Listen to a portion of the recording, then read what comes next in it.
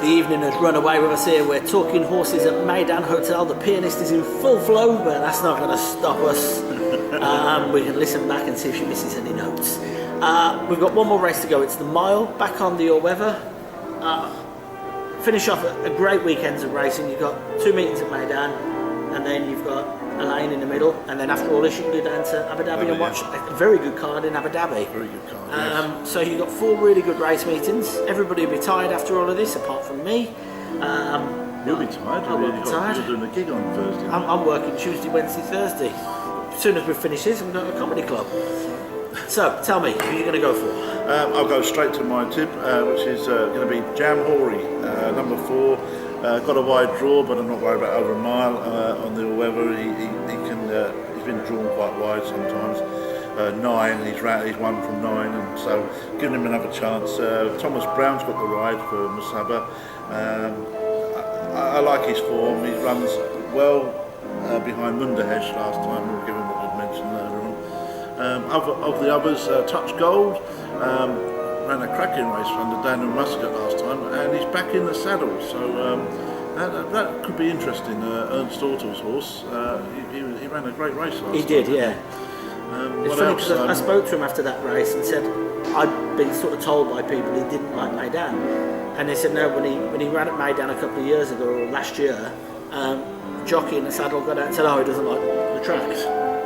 And the other one I was going to mention, I know you've been looking at it, is Puzzle Maker, Steve Seamar's horse, who beat Wahi, who came out and won another maiden after that. So that's actually go to that race. The second come out and won, the third come out and won, and the 5th come out and won. So that's a good horse in the making. I'm just going to go for a horse that, for me, loves the all-weather at MEYDAN. It loves running around this trip, and I think Jamhuri comes late, and he could be there troubling something, maybe Puzzle Maker on Saturday. The reason why I looked at Puzzle Maker, well, 2 things you know. One, always back a horse to lose. I've always got that in my mind anyway. Hard spun, we discussed this before, he run it like the surface. But the big thing for me was, if you listen to Richie Mullen interview after the race, he said that the horse needed to grow a little bit. They were a little bit, going round the bend, he was still a little bit weak. And this is when he'd won. And he said, so I had to make up the ground in the straight because he was a little bit weak going round the bend. This is what I quite like about the yard, they've given him time. Yeah. And they haven't gone straight, come out 2 weeks later. They haven't run straight back. And, I've said it a few times. I think I said it when I was interviewed after Fingerprints winning. Richie's one of the clever jockeys. Not that a lot of them aren't, but he's a very clever jockey. And it's stuff like that after a race that can make a big difference. Sure. And, most jockeys, when they win, rarely tell you things you need to change. He was straight afterwards, this horse is a bit weak, we need to strengthen him up a bit. Yeah. He could be a bit better than his standard, but we need to do this, that and that. They've given him 2 months, and I think this could be the big thing. If he comes out and he's strengthened up, he could be huge, and that's why I've ended up tipping him. Yeah, I thought you might, and but I'm going to go with this horse that likes the track a lot. Okay. So Jamhuri for me, and I really like Puzzle Maker, don't get me wrong.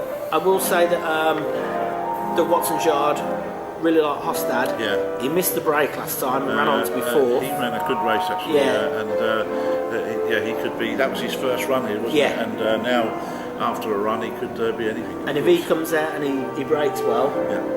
he was only beaten 3 lengths and we missed the break. If he breaks well and gets a clear run, he could run a very, very big race. Yeah, certainly. Okay, so that's the final race. 12 races we've covered. Let's see if I can get all the names right now, as I did in the first half. Check out www.comeracinguae, tipster site, my podcast. Everything you need to know. You've got 6 good tipsters on there who will give you their thoughts. Go to Pat Cummings at www.dubairacenight.com. Click on his link. He goes in depth, tells you all about the statistics, the distances they've covered, the times they've covered, and it gives you another insight. As for myself, Justin Byrne, hope you've enjoyed talking horses this week, and we look forward to you coming back and watching us next week.